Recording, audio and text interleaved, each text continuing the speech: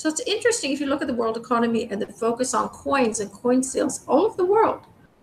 Now let's take a country like Ireland, where we had horrible stories a few years ago about 250,000 children dying in Irish Catholic orphanages over many years.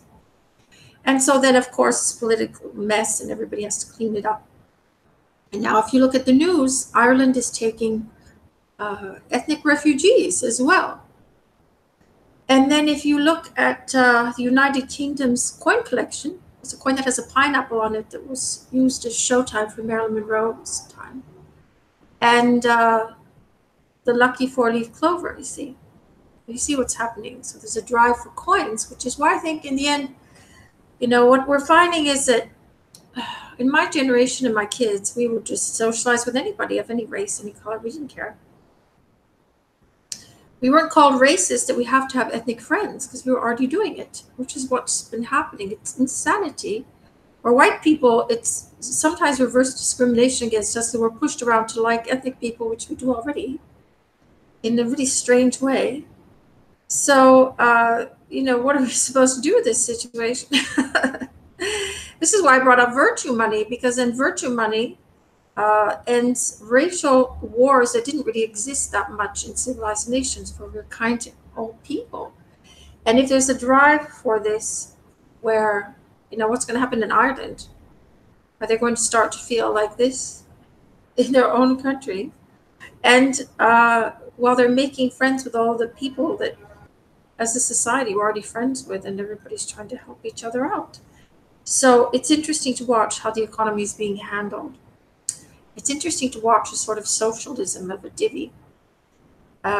So what I would do is just continue to watch what's happening with world money markets, coins all over the world, because it's clearly a drive to do more causes, to have more coins promoted in order to pay for them, while people are getting sick from too much extraterrestrial engagement to do all this and are relying on the healthcare system more, especially was to cover things up, that nothing was happening with the ATs doing anything.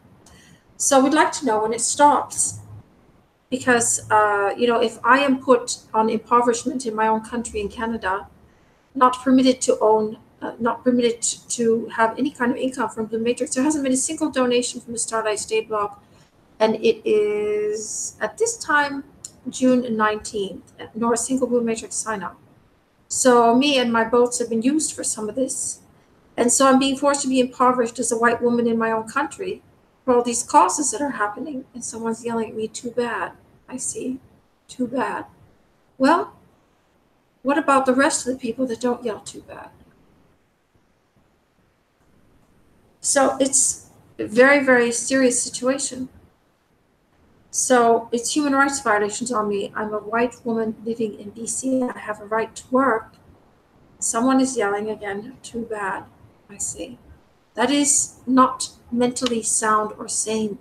And I think we should be very, very careful what we're doing in aiding other people.